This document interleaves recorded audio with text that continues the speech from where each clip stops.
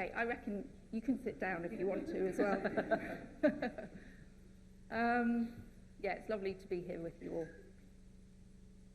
So, for those of you who like to know what's coming, this is what we're going to be talking about, and we called it In Our Conversation. I'm going to hand over to Sarah in a few moments to look at a different conversation. So here, in the heart of learning technologies, we've started the day with AI. We want to kind of be a bit provocative, I suppose, and think about a different kind of conversation, and why now? So what's the context for all of this? We would like to introduce you to our research, and Julie's already pointed out the book there, Conversational Wisdom. What do we mean by that? What is it? And how do we foster it and grow it? Sarah's going to take us through the landscape of conversational wisdom. And then I'm going to pick up and take a kind of a little deeper dive into what we mean when we talk about being human in our conversations, and particularly around vulnerability and the necessity of vulnerability in our learning. And when I think back to this morning's keynote and that word uncertainty, whether we're talking about AI or we're talking about humans, it's really key. So kind of weaving the thread there.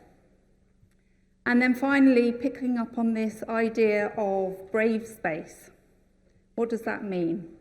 And we'll share our understanding of that with you. And of course, throughout, we are going to leave space for conversation. Because that's where the value is added. That's where the sparks happen, where serendipity can occur. And of course, we're the conversation space, so we've got to leave space for conversation. Not just in the Q&A, but we're going to build in some time for you to talk to each other, and hopefully for us all to talk as a room, share some thoughts, have a wider conversation. So I hope that sounds okay. We're also going to weave in a couple of case studies from the work that we've done with a couple of clients in this area, so to try and bring it to life a little bit for you all. And in terms of being human and having human conversation alongside technology, I have decided that I've brought a piece of tech with me. It's my iPad, and I've got some notes on there. Normally I don't use notes, I just go freeform.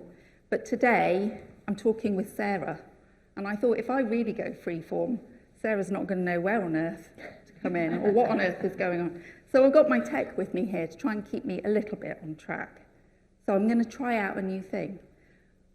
And the reason I'm telling you that is because it is a vulnerable thing to be up here on stage in front of everyone without notes. And I do feel it. And that's part of being human.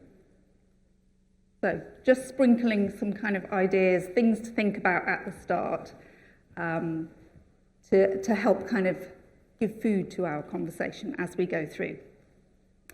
But I want to start with a question to get the conversation going. We've got a Mentimeter question, so we are bringing some tech in, I'm quite proud to say. So I'm going to ask Julie to help me out here.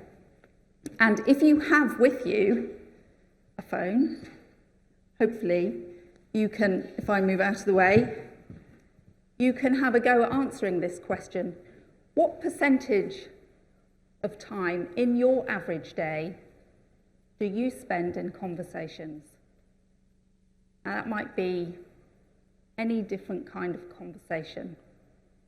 But just thinking about the percentage of time that you spend in those conversations. It might be in meetings, it might be in one-to-ones, it might be talking to clients, customers, team members.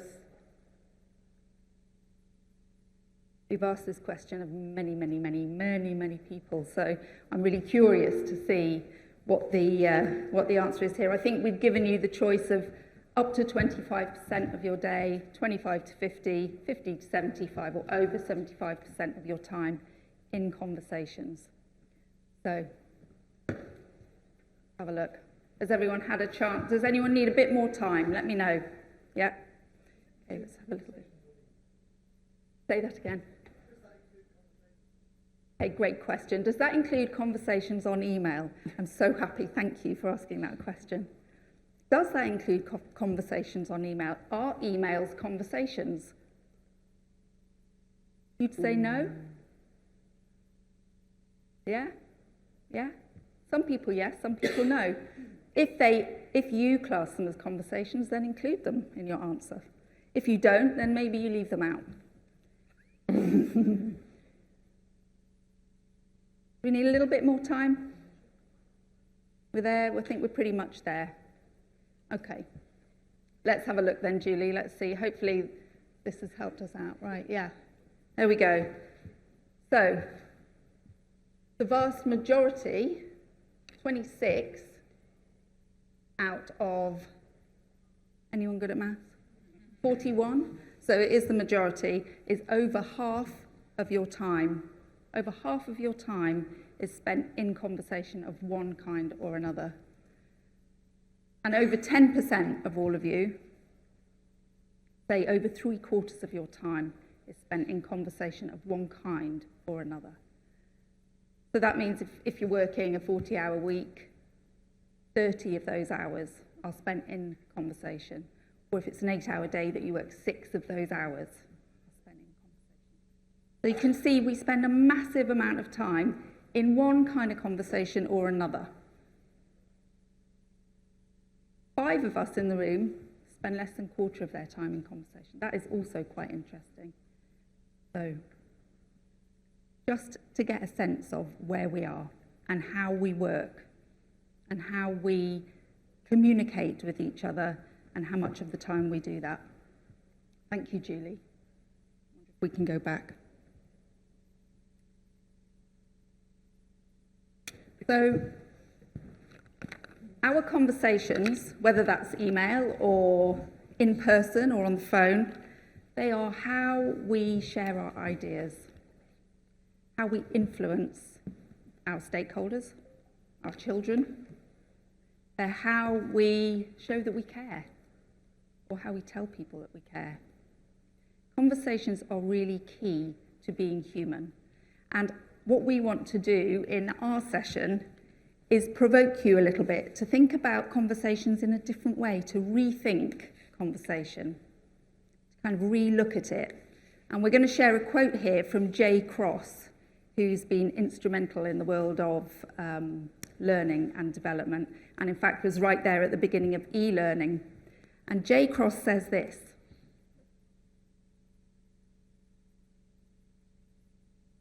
conversation is the most powerful learning technology ever invented.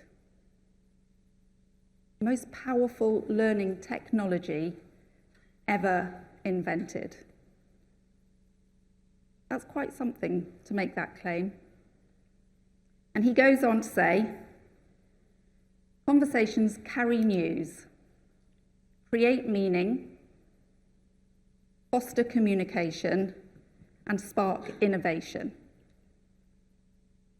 He says, encouraging open and honest conversations through workspace design, so the environments that we create for our conversations, setting ground rules for conversing productively, so being transparent and intentional about how we have our conversations, and baking conversation into corporate culture. He says when we do that, we do 3 things. The first is that we spread intellectual capital, so we knowledge share. We help other people learn what we learn. When we are at the end of our career and we're leaving and we're taking all of our wisdom with us, if we can spread it and share it through conversation, then that's our intellectual capital we're sharing. It improves cooperation, or we like to talk about collaboration now more. And thirdly, it strengthens personal relationships. So it builds social capital. That is how we influence people, how we get things to happen. So we want to invite you to consider this in the context of Learning Technologies 2024.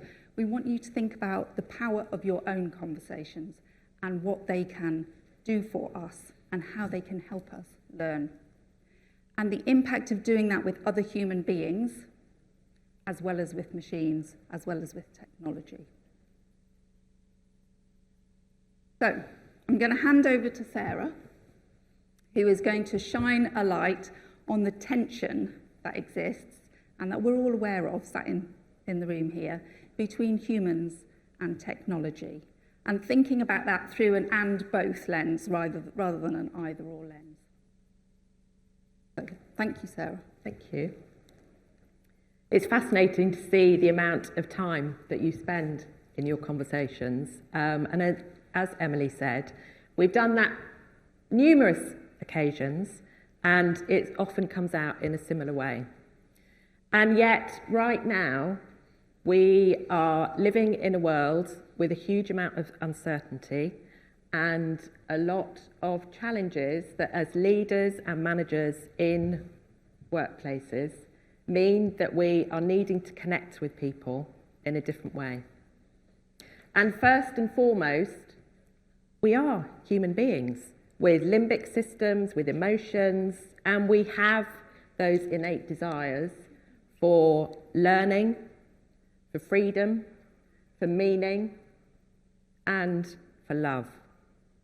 And it's through conversations that they help us, enable us to fulfill some of those desires. And that's why we care about it and we're interested in it. And in terms of what we're seeing now, one of the key challenges that is impacting how we connect is technology. And there is that paradox between the huge value and opportunity that technology gives us.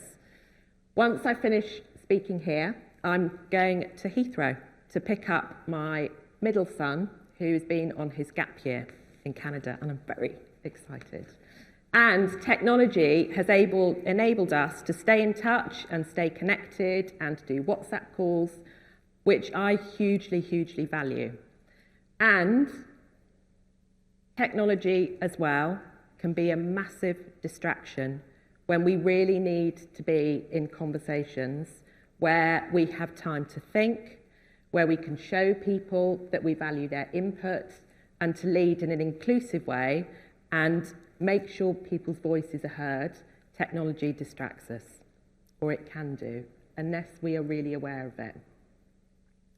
Those of you who are golf fans or golf widows like myself, may have been watching the Masters this weekend, and phones were banned and have been banned for a number of years for spectators watching. So everyone has to watch through their eyes. And they provide analog landlines if you need to make an emergency call. But the intent is to help keep people's focus on what they see in the real world. Which is really interesting, because how often do we get time away from technology to be together as human beings?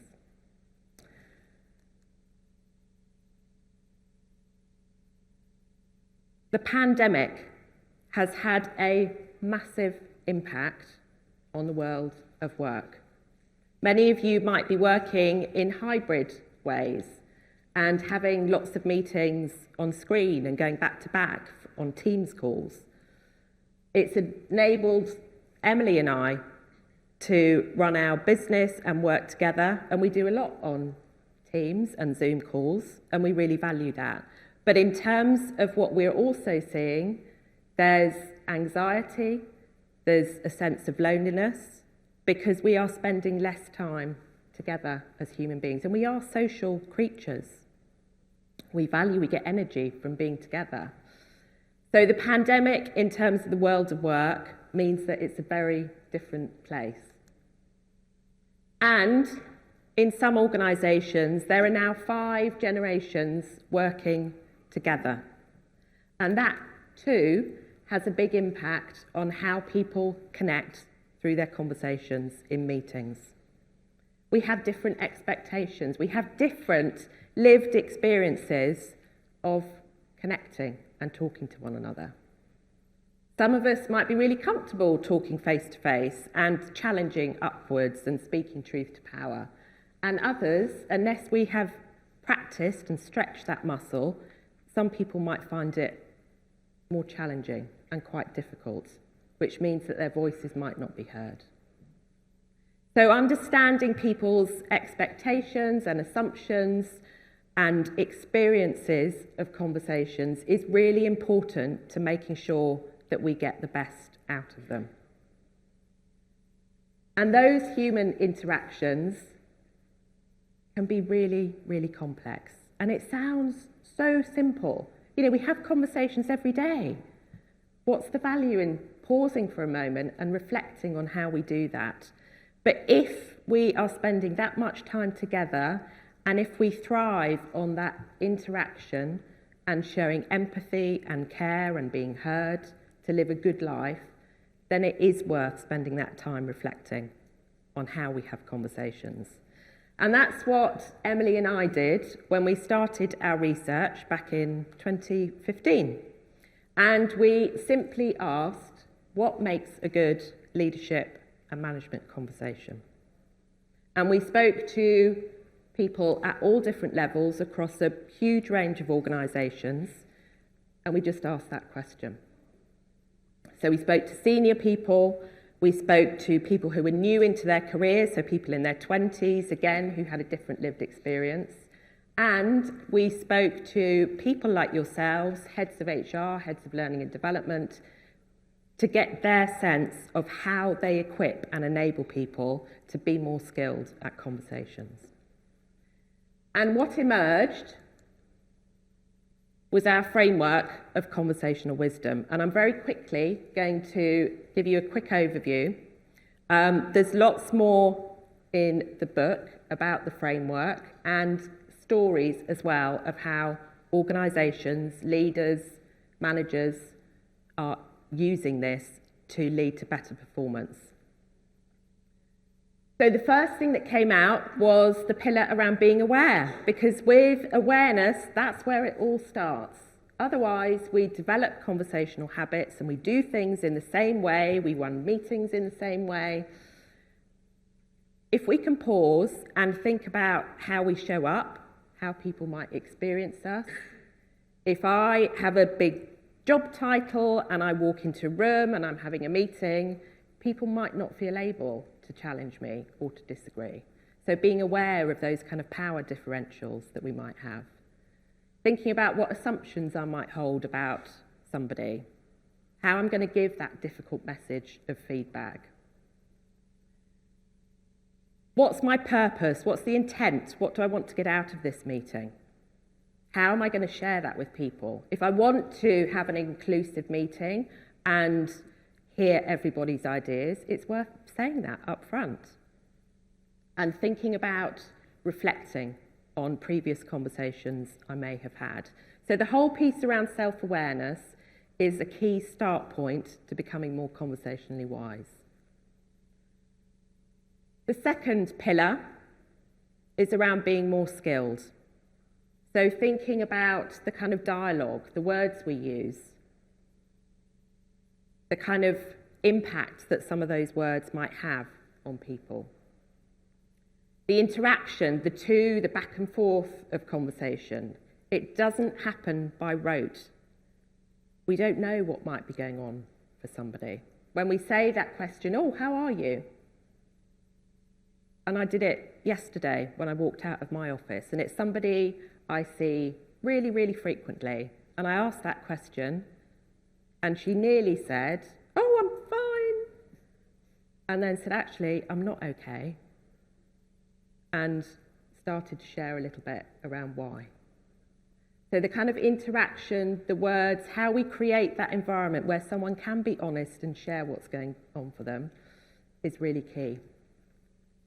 And the third piece here around environment, again, is really important to consider where we have conversations and whether we sit side by side. And those of you who've got teenagers and young children might recognise the value of actually sitting in a car and having a conversation. A, because they can't escape. And B, because it's sometimes less confrontational than sitting opposite around a table. And there's the psychologically safe environment as well, which Emily's going to pick up on in a moment. The third pillar, which came out loud and clear from our research, and again is being echoed in research, for example, from Gartner in their global report in June 22, is this piece around a human connection and having empathy and showing that we care and being willing to step into those vulnerable conversations that may feel hard because we have those feelings that are inside, those kind of pit of the stomach feelings that sometimes we get. And Emily, again, is going to dig a bit deeper into this in a moment. Having that curious mindset and going into meetings where we can actually say, I don't know all the answers to this. And again, with all the challenges that we're experiencing and the complexity right now, many of us don't know all the answers. I certainly don't. And having that mindset of curiosity helps us to listen to other people's views and to go into conversations where we're saying, you know, what do you think? How would you approach this? And building relationships as well, which is really key. And I know Julie drew the point about the mole as well. And technology is amazing at what it can do to help us diagnose things. But this bit about the conversation afterwards. One of my close friends is a consultant surgeon.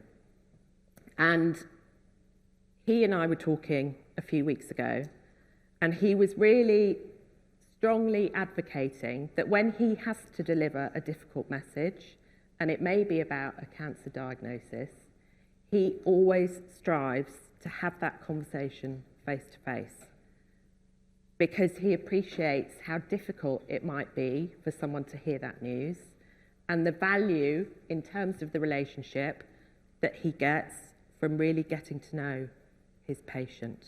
He said, sometimes, Sarah, they will get on 2 buses and it might be someone in their 70s who has dressed up to come to this meeting because they know it's important. And he said that connection you can build and that relationship and the humanity that can be shared is really important to that patient's experience of that illness.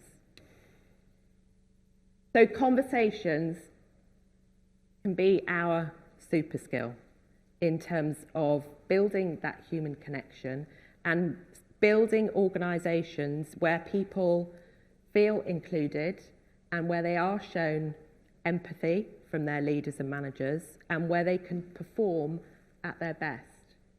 And I mentioned the Gartner report, and their research shows that people who are managed and led in that kind of way, in a human-centred way, perform 3.8 times more highly than other people. So this really, really matters. And I think our curiosity is how we help leaders and managers and workplaces create environments where people can be more conversationally wise.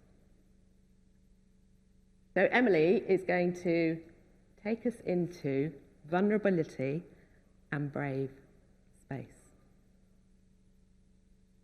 You feel a frisson of nerves in the room just now. Yeah, take us. You're like, we're doing what? Is that right, what? Well, first of all then, let me just ask us all a question about how enmeshed we are now with technology. Just, does anyone here not have a smartphone? No. We all have a smartphone. We use it, I mean, it's not in my, where is it? No, it's in my bag. I'm keeping time. Yeah, right. We have them and we rely on them. They are enmeshed in our lives all the time. We speak on them, but they are more than a phone, aren't they? We call them mobile phones, but they are so much more than that. We're so enmeshed with them. Is anyone here a runner? Or maybe run a little bit? Yeah, a few people. Strava, the running app, tracks us real time, gives us data so we can choose whether we speed up, if we're able to, or not. It's enmeshed in our everyday experiences, technology. But we have to be super careful, because what it can do is it can protect us from feelings of vulnerability. So I don't know whether you can do this with Strava anymore, because I don't run with it. I do run, but I used to run with a different, I can't even remember what the app was. I used to be able to pause it when I was, and I would, because I didn't want my data at the end to say, actually, it had taken me an hour rather than 45 minutes. So it protected me from actually the truth, which was that I was struggling quite a lot, sometimes, not always. But it meant that I could present a much more perfect, shiny picture to everybody else on the app, and myself. Self-delusion, you might call it. So it protects us from vulnerability. We can text rather than call because it doesn't feel so risky. It's not so uncertain. On Instagram, we can create a lovely, shiny picture of who we are and put it out there. We can put filters on even, because then we don't have to look like we're not perfect. So we need to be really careful about this, because as we've seen, vulnerability is what we respect and love and hope for in other people. When we ask people what makes a great conversation, they said it's when our leaders are more human, when they talk about the mistakes they made, when they share with us the things that they find difficult, when we can talk as people rather than just the corporate mask. So we really value vulnerability in others. It makes us feel better about ourselves. And that is a reciprocal thing across all humans, all cultures. Vulnerability is really key to being human. So there's a real tension here with technology, and there's a real imperative for us to be thoughtful and careful about how we use it. And I imagine you will all, or I imagine you have come across the work of Brené Brown and vulnerability, but she defines vulnerability as uncertainty, risk, and emotional exposure. So when we're feeling vulnerable, it may be that we are showing some emotions. Maybe we're showing fear. Maybe we're showing love or desire something. Maybe we're showing nerves. Uncertainty, risk, and emotional exposure. But when we think about this in the context of learning, we have to be stepping into discomfort. That's where the learning happens. That's where the real juice happens in our learning, because that's when we remember things. When we make a mistake, we remember that learning that happens afterwards far greater than we do if we've just read something from a page. So vulnerability is really, really key for our learning and for our connections with each other. And I'm going to talk us through very quickly just the idea of why this is so important. And then I want to give you a bit of time to have a chat with each other about this idea of vulnerability in the learning and development that you grow, that you're part of, that maybe you deliver to the people in your organisations. So, when we have these feelings of vulnerability, when we're on the edge of our vulnerability, our experience of vulnerability, we have a choice. We can choose to move towards it, or we can choose to avoid it and move away from it. So we can choose to pick up the phone and say, I'm having real difficulties with accessing this, or we can write a message and hope. Yeah, we have choices, whether we move towards or away. So here's what's happening when we move away, when we choose to avoid it. We close off our feelings, and we close off the kind of sense of fear, often is the emotion that goes along with it. So we close that door, we shut off from it. And what's driving that is a desire not to make a mistake, not to fail, to be in control, to appear perfect, and ultimately the human need that's underneath that is for belonging. that's what's going on when we move away from vulnerability. It's completely understandable. We all do it. We all still do it. We make choices all the time, every day. When we move towards vulnerability and embrace it, it requires us to open the door, to open ourselves to those feelings, to the possibility of risk, of failure, of mistakes, of all that stuff, but also the possibility of connection and learning and joy. So it requires us to let ourselves be seen, really who we are. Yeah? It means that we probably will make mistakes. Well, we certainly will sometimes. But from those mistakes, we can learn and we can grow. And actually, what that does is it means that we can really feel we are who we are and not having to put up the shiny mask. We can feel authentic. And that is what we hear through all the research. People want to be able to work in workplaces where they can be themselves, where they do feel authentic, where other people do as well. So, underlying all of this, of course, is our awareness and understanding about the importance of this. And I want to give you just 5 minutes with somebody nearby or a couple of people just to think about how do you or how could you include the experience of vulnerability in your learning and development offerings? Do you already do this? Share that. If you don't, how could you, or what is this sparking for you? Because in the context of learning, vulnerability is critical. So 5 minutes. How do you, or how could you, include the experience of vulnerability in your learning and development offerings? Just 5 minutes, and then we'll have a chat all together. And if anyone's feeling uncertain or risky just now, embrace it.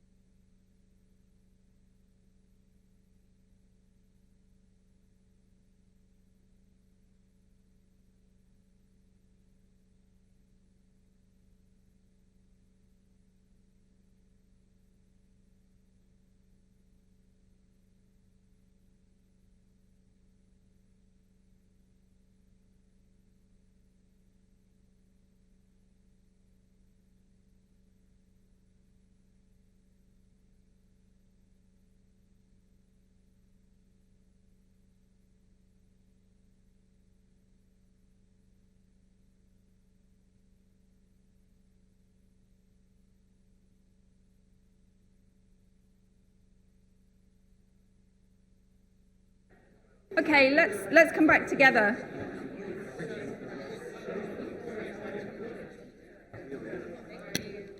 Thank you.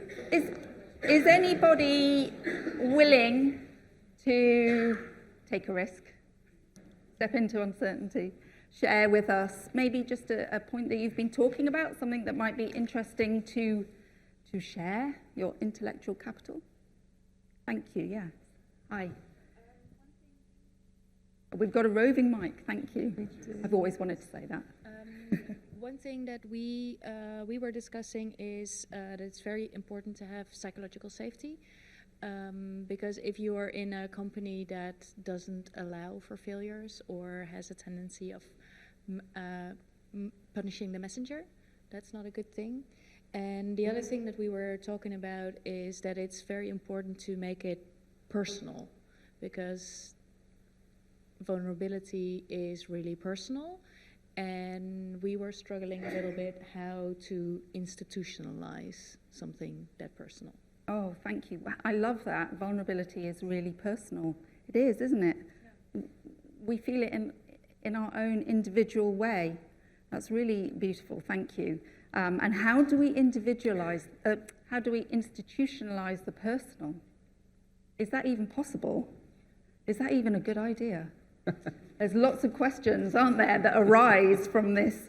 I don't have all the answers, of course, for those, but thank you, that's really lovely. And the idea of psychological safety is a beautiful segue into what we're going to be talking about next, so thank you for that. Yeah.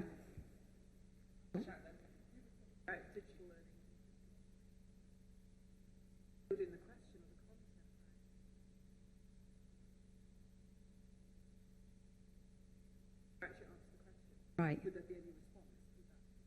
All right, lovely. Did everybody hear that? No? Okay. So the question was around, we can build kind of questions about vulnerability into our digital offerings to get people to reflect on and think about vulnerability. But actually, is that going to work? Is it the same if we don't have a human then to kind of talk about it with? So some really good kind of questions and conundrums, actually. Anyone else have, yes, I'll come here. Yeah, there you go. Thanks. So we were talking about role modelling and how important it is to see vulnerability from your leaders.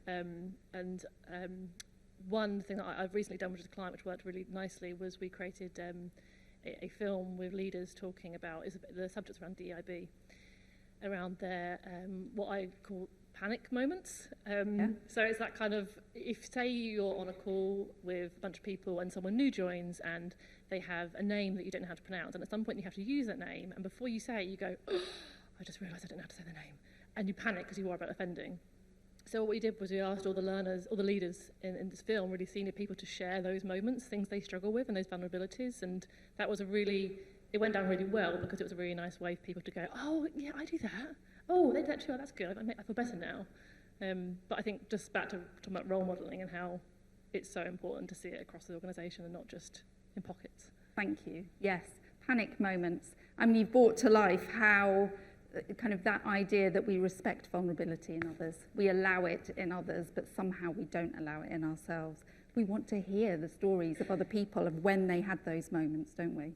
Because it connects with those feelings in ourselves. And the importance of role modelling, is really critical. And it's a difficult thing to do, especially as we get more and more visible and higher and more senior in an organisation and we're on show. How do we do that? So really lovely example of how to build vulnerability into learning and development. I think in the interest of time, we're going to move on, but we are going to give you another chance to have some conversations and for us to have a wider conversation too. But I want to pick up on this piece around psychological safety, and I imagine that all of you have come across the phrase, and it is the belief that we can speak up without the risk of punishment or humiliation. There's masses of research around there. You may have come across Amy Edmondson, who's done a lot of research around psychological safety in teams. You may have heard of Google's Project Aristotle that happened a few years ago, where they did a massive piece of kind of multi-million-pound research to find out what are the key essential ingredients of high-performing teams. Number one, psychological safety. We need to feel safe enough to be able to embrace, move towards vulnerability. And when we are able to do that, that's when the innovation can happen. That's when all the good stuff can occur. We learn quicker. We're able to change. We can be more agile. So psychological safety is one side of a coin. We talk about psychological safety being one side of a coin. And absolutely, we need that. We need it as humans. We need it as animals. And still, there is a requirement to look at the other side of the coin, because we can build as much psychological safety as we possibly can, yet still there are feelings of vulnerability. We still feel the discomfort. We can't get rid of it because our neural pathways, our limbic system, our reptile brain, everything is working to ensure our survival. So when we feel risk, when things are uncertain, that all kicks in. And the adrenaline and the cortisol pump through our veins, and we don't want to go there. So there is what we talk about, a requirement to step into brave space, which is the other side of the coin. So we still need courage. It requires courage in us to do this. And I thought I would share just an example here of some of the work that we've done around reverse mentoring, because this is really at the heart of that work. And one of the companies that we've worked with for many years on reverse mentoring is RSM, professional services company. They wanted to look at how to build more cross-generational conversations, relationships, dialogue, better connections between their senior partners and people coming into the organisation. Because particularly in the Birmingham office, which is where we started, there was a real split, a real divide, and the culture was not that engaging, it was not that inspiring. They wanted to boost it, and they decided to do that by creating pairs of reverse mentor and mentees. So their senior partners were going to be matched up, and were matched up, with much more junior people within the office. Reverse mentoring, this was about 7 years ago now, I think, was just kind of coming onto the scene. It sounded great, it was sexy, it was hot, it was the new thing to do. But we knew that if we just said to people, right, you're going to have a reverse mentor, you're going to have a reverse mentee, this is a little bit about mentoring, off you go, it was going to be a disaster. Because there's a huge power imbalance when you match people up like that. And that gets in the way of psychological safety, and it gets in the way of brave space. So what we insisted on was to launch the program. We had to bring all the reverse mentees, all the reverse mentors together for a day. This is with senior partners whose time is money. Everyone together for a day, and we spent time looking at this. We did separate sessions where with the mentees, we really looked with them at how do you grow psychological safety? What are the things that you can say? I don't have all the answers. I'm really keen to hear what you think. Or when things feel uncertain, we can learn. So we help them really think about how to create psychological safety in their pairs. And with the reverse mentors, we help them to think about brave space. How do I speak my truth to power within my organisation, to somebody who can influence my career? How do I really share with them what I think, what is working, what isn't working, the things that help me, the things that I feel are barriers for me staying here in this organisation? So we really spent time, a whole day together, exploring this and starting to build their conversations around these areas together.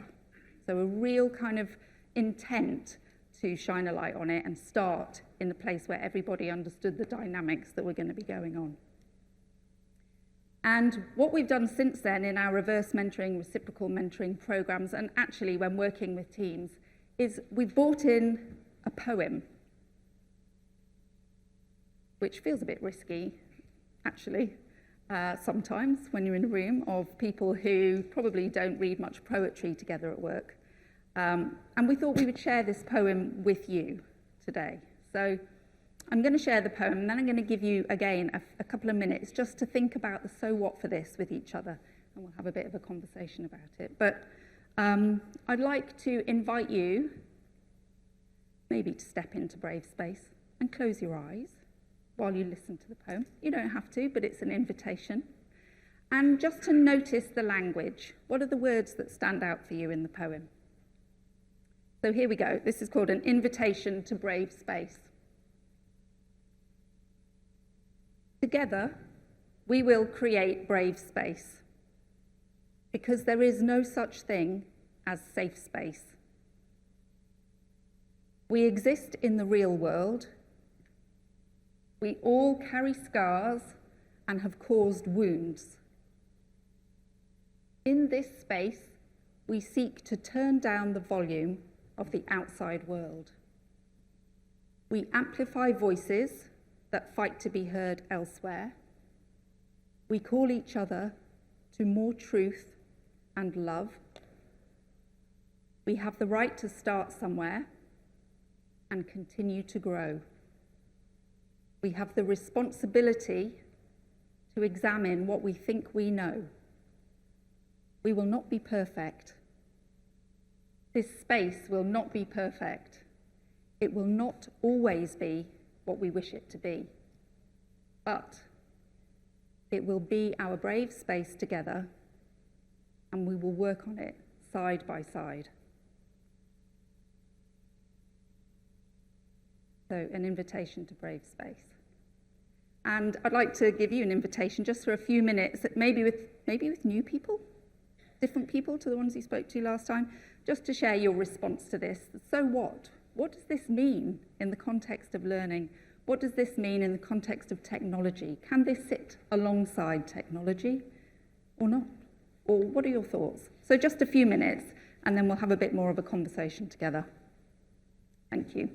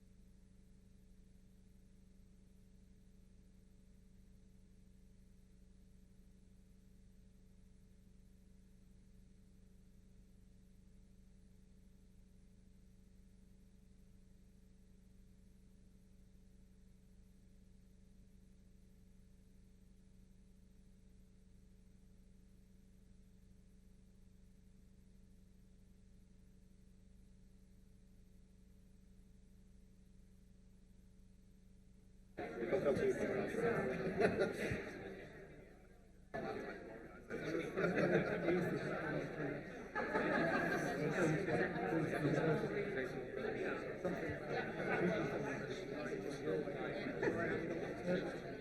Okay. Let's open up the conversation and go from here with the whole room. So we're really keen to hear some of your reflections, and then I think what we're going to do is just kind of segue straight into some further Q&A. So let's start by hearing a few reflections on the idea of brave space. Yeah. I'd love to. Hi, thank you for listening. Thanks for allowing me to share.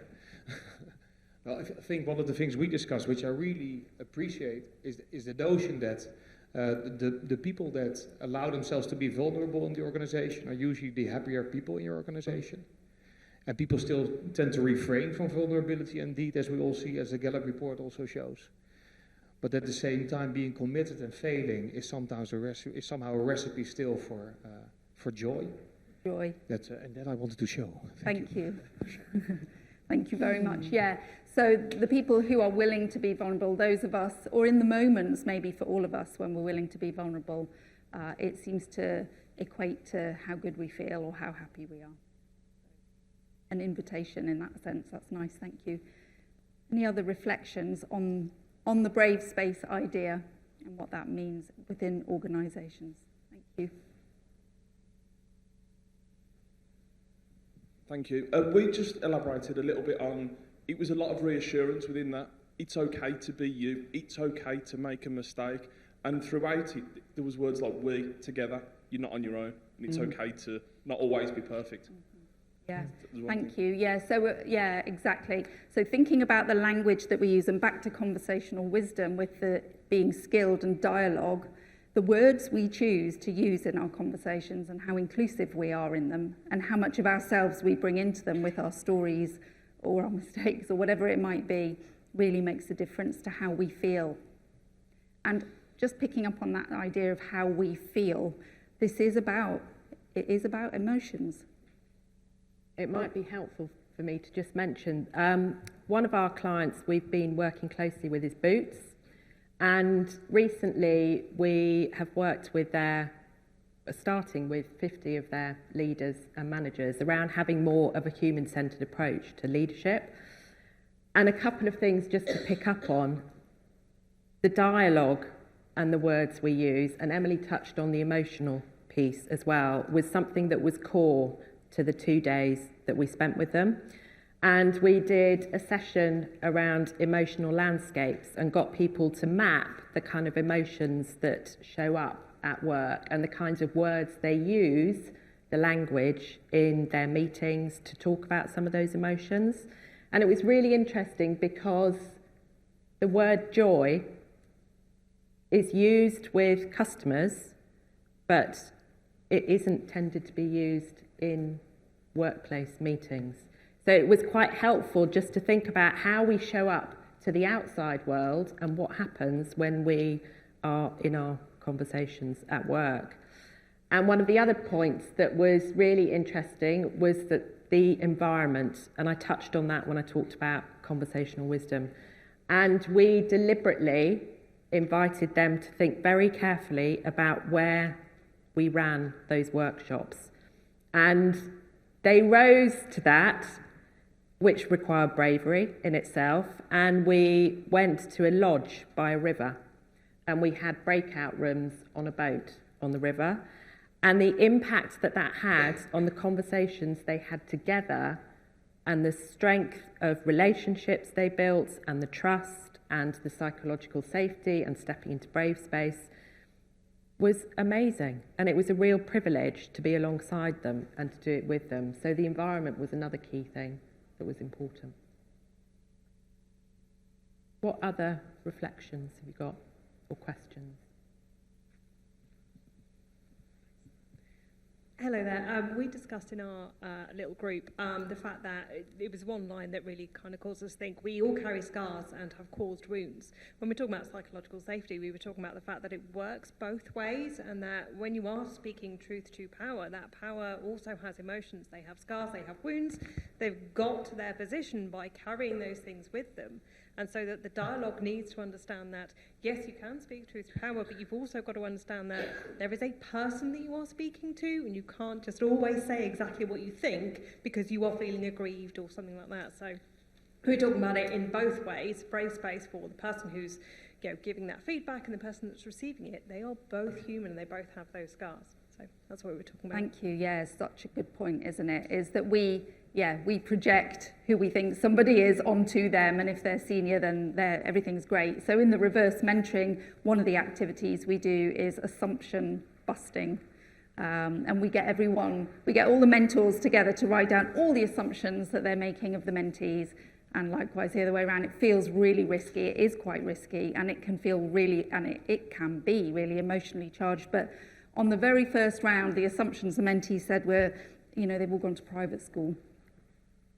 Not the case at all.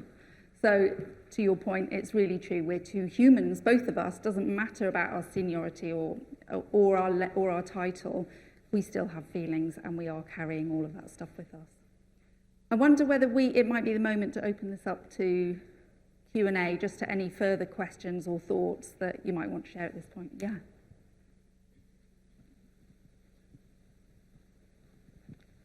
Thank you.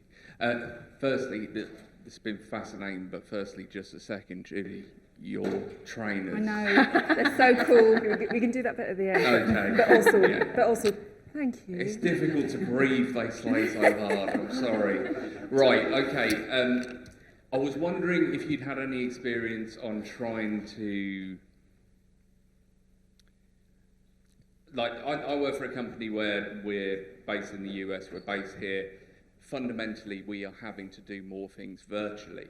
And I personally still feel that we're really in the infant stages of understanding what communicating genuinely, humanly, vulnerably, virtually is. So I was wondering if you've had experience with that, what your thoughts are on where we're going with that. Is it something that just can't happen in your experience, or is it something that we're just learning to do in a different way? A good question. I'm thinking about Unilever and working virtually. Huh?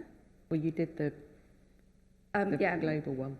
Recently was working with the global team at Unilever, and we were talking about exactly this, and it was really challenging. We had a team in Mumbai, we had a team in Italy, and we were with a team in the UK, all together in the room with a massive, not as big as this, but a big screen. And it takes such concentration and attention to make sure everyone's included. We had 3 facilitators, and we had stripped as much as we could out of the agenda. So building in more time and having somebody who is absolutely, their job is to be mindful of how we are bringing everybody in and how we are explicitly talking about this and saying, how are you feeling, how's it going? It takes a lot of work. So what I would say is, I don't think it's as good as in person. I would always rather work in person, but it's the way the world is.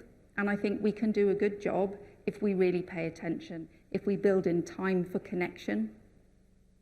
And if we have somebody who is focused on that, that's their job. They are the champion of the hybrid dynamic. But I think all too often that kind of gets forgotten. We just think it's great that we can all be there. So that would be my quick and dirty answer. We've probably got time for 2 questions, I think, depending on how fast they are. So lovely.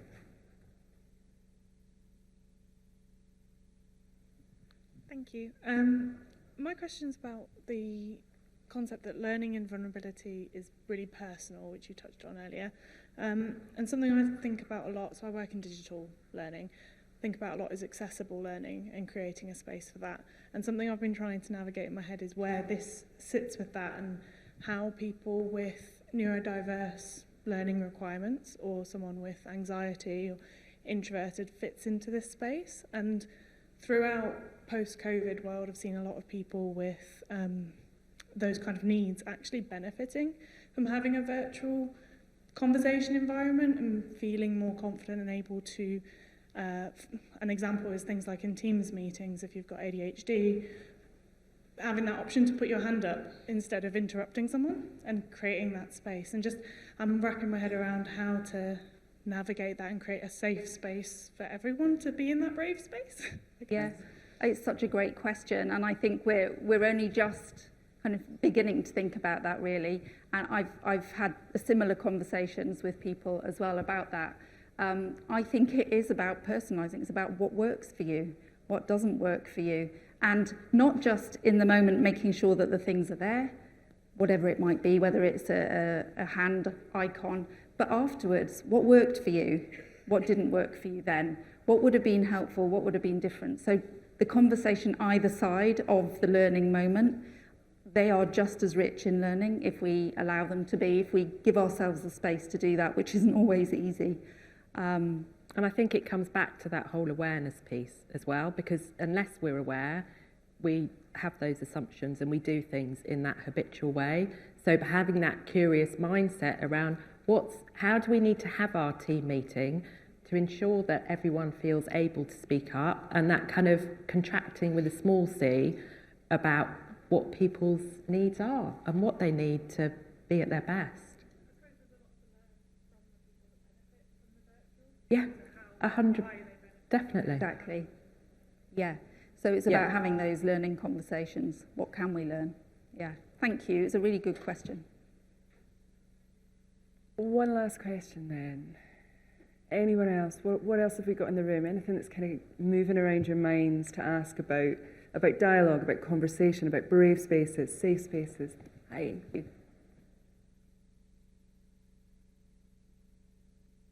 Thank you for the presentation. My name is Rodrigo Filipe. I work at the European Union institution in Stockholm, and we work with people from all EU countries. And I mean, I have a million questions going on that you triggered my curiosity, but maybe just to share this reflection that the COVID brought a lot of conversation opportunities that weren't there.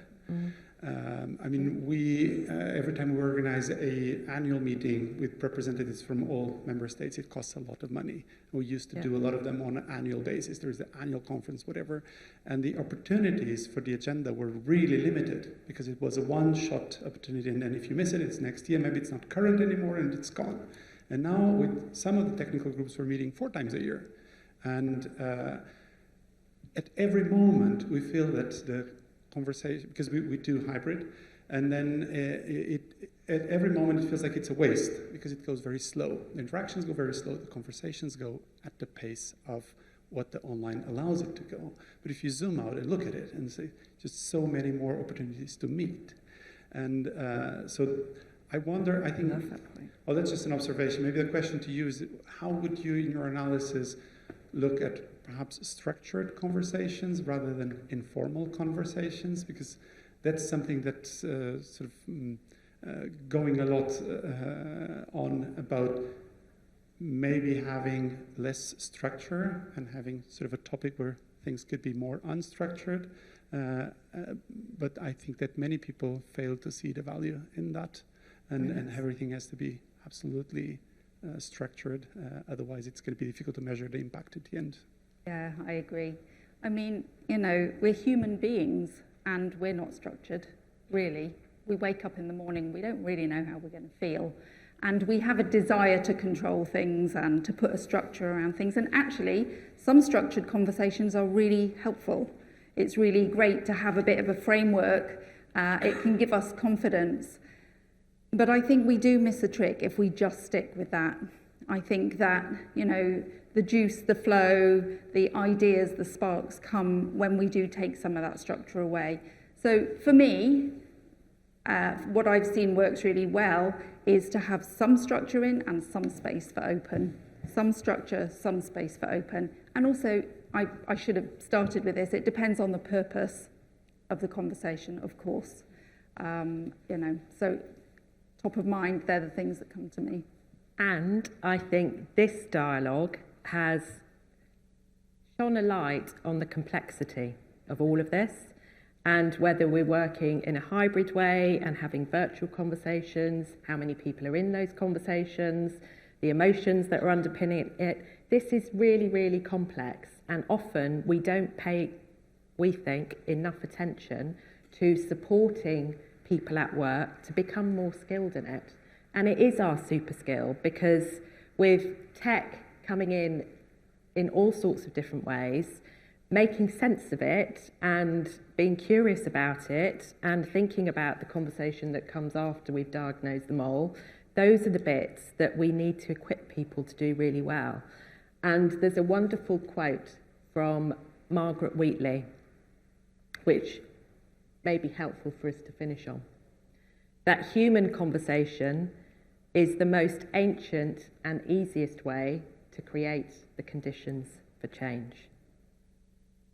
Personal change, community and organisational change, planetary change. If we can sit together and talk about what's important, we can become more alive.